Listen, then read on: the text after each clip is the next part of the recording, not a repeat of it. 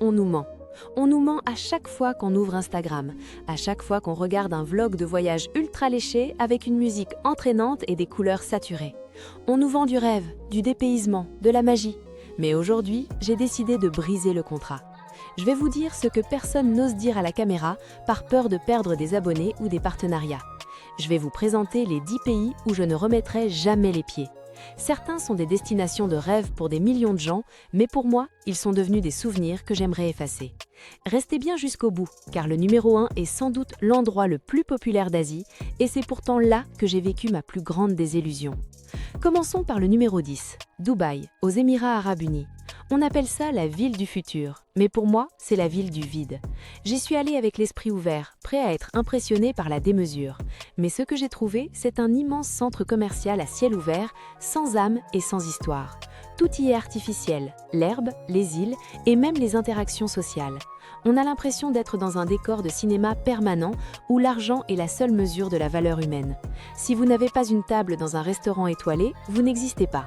Je voyage pour connecter avec des cultures, pas pour marcher dans des galeries climatisées en évitant le soleil.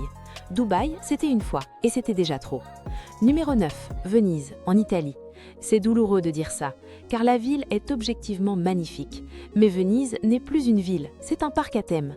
En été, l'odeur des canaux devient insupportable et la densité humaine est telle qu'on ne marche plus, on dérive dans une mer de perches à selfie. Les locaux ont été chassés par le prix des loyers, remplacés par des boutiques de souvenirs bas de gamme. On se sent comme un intrus, un portefeuille sur pattes. Venise se meurt sous le poids de son propre succès et je préfère garder en mémoire l'image romantique des films plutôt que la réalité étouffante des ruelles bondées. En 8e position, les Maldives. On voit tous ces bungalows sur l'eau et ce bleu turquoise incroyable. Mais ce qu'on ne vous montre pas, c'est l'envers du décor. Dès que vous sortez de votre resort privé, la réalité vous rattrape. La gestion des déchets est un désastre total. J'ai vu des îles entières transformées en décharges à ciel ouvert où l'on brûle du plastique à quelques kilomètres des hôtels de luxe. De plus, si vous ne restez pas sur votre île artificielle, le contrôle social est extrêmement pesant. C'est une bulle de luxe déconnectée du monde réel et pour le prix d'une nuit là-bas, vous pouvez explorer des pays entiers avec bien plus d'authenticité. Passons au numéro 7, le Maroc, et plus précisément les zones ultra-touristiques comme Marrakech. Attention, j'aime la culture marocaine, sa gastronomie et ses paysages, mais l'expérience touristique dans les souks est devenue un sport de combat. Le harcèlement constant, les prix qui multiplient par 10 dès qu'on vous voit arriver, et cette pression permanente pour vous emmener dans une boutique ou un restaurant, c'est épuisant. Au bout de 3 jours, vous ne regardez plus personne dans les yeux de peur de déclencher une négociation de 20 minutes. Le voyage doit être une détente, pas une négociation permanente pour ne pas se faire avoir. Numéro 6, l'Égypte, un pays avec une histoire monumentale, mais une gestion du tourisme catastrophique. Voir les pyramides de Gizeh était le rêve de ma vie. Pourtant, une fois sur place, le rêve s'est transformé en cauchemar. Le harcèlement y est d'une agressivité que je n'ai vue nulle part ailleurs. On vous attrape le bras, on vous bloque le passage, on vous force à monter sur un chameau pour ensuite vous demander de l'argent pour en descendre. La pollution et la saleté aux abords des sites historiques sont aussi un choc immense. J'ai eu l'impression de me devoir me battre chaque seconde pour simplement admirer les monuments. Avant de passer au top 5, dites-moi en commentaire s'il y a un pays qui vous a profondément déçu. Est-ce que c'est moi qui suis trop difficile ou avez-vous ressenti la même chose? Je lis tous vos retours. On entre dans le vif du sujet avec le numéro 5, San Francisco, aux États-Unis. On a tous en tête l'image du Golden Gate et des maisons colorées, mais la réalité actuelle de San Francisco est un crève-cœur. Le contraste entre les milliardaires de la tech et la misère humaine dans les rues est insoutenable. L'insécurité est devenue telle que j'ai vu des voitures se faire briser les vitres en plein jour sur des parkings bondés sans que personne ne réagisse.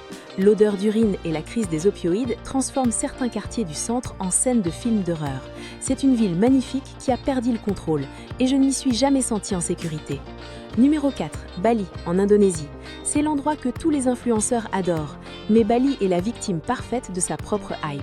Les plages du site sont recouvertes de plastique à certaines saisons, les routes sont bloquées par des embouteillages permanents et l'ambiance spirituelle est devenue un business de masse. On fait la queue pendant 2 heures pour prendre une photo sur une balançoire ou devant une porte de temple pour faire comme sur Instagram. La culture balinaise est magnifique, mais elle est noyée sous une couche de narcissisme digital qui rend l'expérience superficielle au possible. On arrive sur le podium. Numéro 3, l'Inde. C'est le pays le plus polarisant au monde. Soit on adore, soit on déteste. Pour moi, le choc a été trop violent. La pollution sonore, visuelle et surtout atmosphérique à Delhi est indescriptible tant qu'on ne l'a pas respirée. Le manque total d'espace personnel et les enjeux sanitaires constants ont rendu mon séjour extrêmement stressant. J'ai passé une partie de mon voyage malade, malgré toutes les précautions. C'est un pays qui demande une énergie mentale que je n'ai plus envie de donner en vacances. Numéro 2. Paris, en France. Oui, je sais, c'est la ville de l'amour. Mais pour beaucoup d'étrangers, et même pour beaucoup de Français, c'est le syndrome de Paris. On s'attend à un film de Jean-Pierre Jeunet, on trouve une ville sale, des métros qui sentent la sueur et une agressivité latente dans les rapports sociaux. Le prix de moindre café en terrasse est une insulte au bon sens, et le mépris de certains serveurs est devenu une caricature mondiale. Paris est une ville musée, magnifique, mais y vivre l'expérience touristique aujourd'hui est devenu une épreuve d'endurance. Et enfin, le numéro 1, le pays où je ne retournerai jamais car il incarne tout ce que le tourisme peut détruire. La Thaïlande, et plus précisément ses îles du sud comme Phuket ou les îles Phi Phi. C'est le cœur brisé que je dis ça. Ces endroits étaient des paradis terrestres. Aujourd'hui, ils sont le symbole du tourisme de destruction. Des hordes de bateaux à moteur qui déversent de l'essence dans des eaux autrefois cristallines pour que des milliers de touristes puissent prendre la même photo à Maya Bay. La nature est à bout de souffle, les coraux sont morts et l'authenticité a été remplacée par des seaux d'alcool bon marché et de la musique assourdissante. C'est l'exemple type de l'endroit qu'on aime tellement qu'on finit par le tuer. Voyager, ce n'est pas seulement cocher des cases sur une liste, c'est chercher une connexion, une émotion, une vérité. Aujourd'hui, je préfère aller là où personne ne va, là où le sourire des gens n'est pas tarifé et là où je peux encore être surpris. Si cette vidéo vous a aidé à voir l'envers du décor, n'oubliez pas de vous abonner. On se retrouve très vite pour une destination, cette fois-ci beaucoup plus positive. Prenez soin de vous et voyagez consciemment.